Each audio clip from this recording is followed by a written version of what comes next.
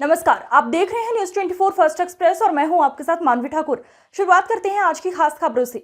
रामनवमी महासमिति के पूर्व अध्यक्ष सह समाजसेवी मंजीत यादव हत्याकांड का उद्भेदन अब तक पुलिस नहीं कर पाई है, जिसको लेकर रविवार को स्वर्गीय मंजीत यादव की पत्नी हजारीबाग नगर निगम की वार्ड संख्या 32 की वार्ड पार्षद सुनीता देवी और अखिल भारतीय यादव समाज के हजारीबाग जिलाध्यक्ष उमेश गोप ने संयुक्त रूप से प्रेस वार्ता का आयोजन किया। इस प्रेस वार्ता के माध्यम से सुनीता देवी ने मंजीत यादव हत्याकांड में पुलिस की अब तक के कार्यशैली पर असंतुष्टि जाहिर करते हुए कहा कि लगभग 40 दिन बीत गए पर पुलिस अब तक इस हत्याकांड का उद्भेदन नहीं कर पाई है। नामजद अभियुक्तों में से अब तक सिर्फ 2 लोगों को ही पुलिस ने गिरफ्तार किया, जबकि अन्य अभियुक्तों को पुलिस ने अब तक गिरफ्तार नहीं किया। हेमंत महतोवा, राजकुमार साहब को पुलिस अब तक क्यों नहीं पकड़ सकी? इस हत्याकांड के पीछे कहीं न कहीं कोई बड़ा दबाव है पुलिस के ऊपर अभियुक्तों को बचाने को लेकर, जिसके कारण पुलिस उन लोगों को गिरफ्तार नहीं कर रही है। आगे क्या कुछ बताया, जानिए इस पूरी रिपोर्ट में। क्योंकि मैं प्रशासन से संतुष्ट नहीं हूँ। 40 दिन हो गया मेरे हस्बैंड को गए हुए, लेकिन इसका कोई भी रिजल्ट नहीं निकला। किसी भी अभियुक्त को उठा के डाल दिया जा रहा है, दूसरा मोड़ दिया जा रहा है इस केस को, और खुले आम अपराधी घूम रहे हैं। मुझे डर है, हम लोग का भी रैकी हो रहा है। प्रशासन को बार बार हम लोग आगाह कर रहे हैं कि हम लोग के पीछे भी आदमी लगा हुआ है। हो सकता है कल हम लोग के साथ भी ऐसा घटना हो सकता है। लोग चाहेंगे कि अगर ये केस में आगे बढ़ रही है तो इसका परिवार को ही ख़त्म कर दिया जाए, जिसके कारण ये केस क्लोज हो जाए। ये मुझे डर है, और ये इस बात को लेकर के मैं DIG साहब के पास गई थी। उन्होंने सिक्योरिटी के लिए SP सर को बोला भी था, लेकिन अभी तक उन्होंने सिक्योरिटी मुझे दी नहीं। और कटप्पा यादव अगर दोषी हैं तो वो भेजा जाए।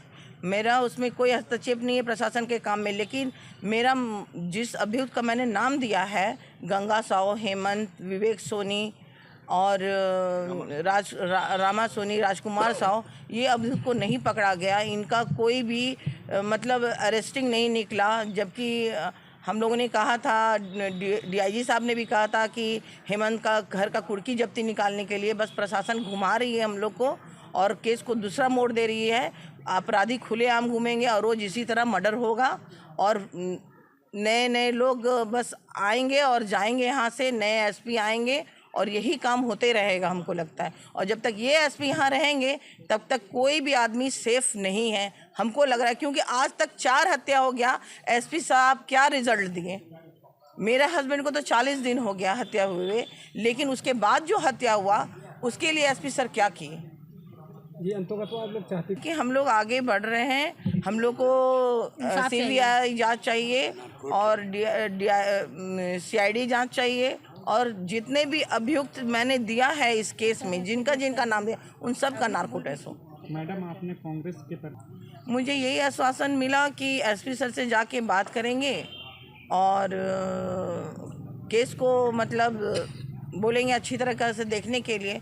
लेकिन इससे पूर्व भी मैं आपके विधायक जो हैं मनोज यादव जी और प्रदीप प्रसाद जी, उनके साथ मैं गई थी SP सर के पास।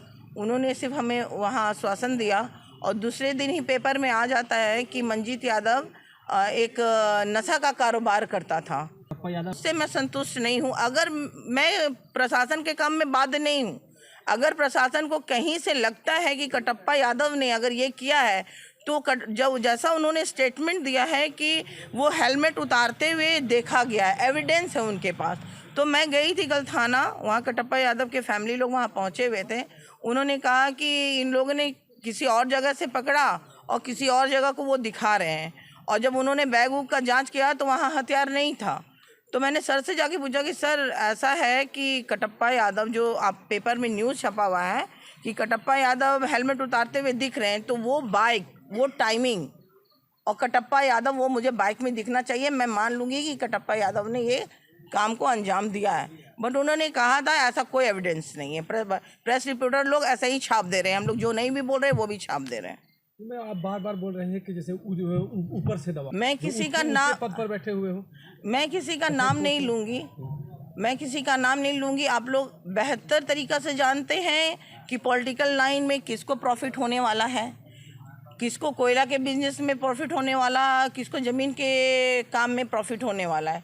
किसी 14 कट्ठा का मामला ये नहीं है, कोई भी 14 कट्ठा ज़मीन का मामला ये नहीं है। ये हाई लेवल का मामला है, क्योंकि एक छोटे से काम के लिए किसी का हत्या कर देना मुझे समझ में नहीं आया अभी तक।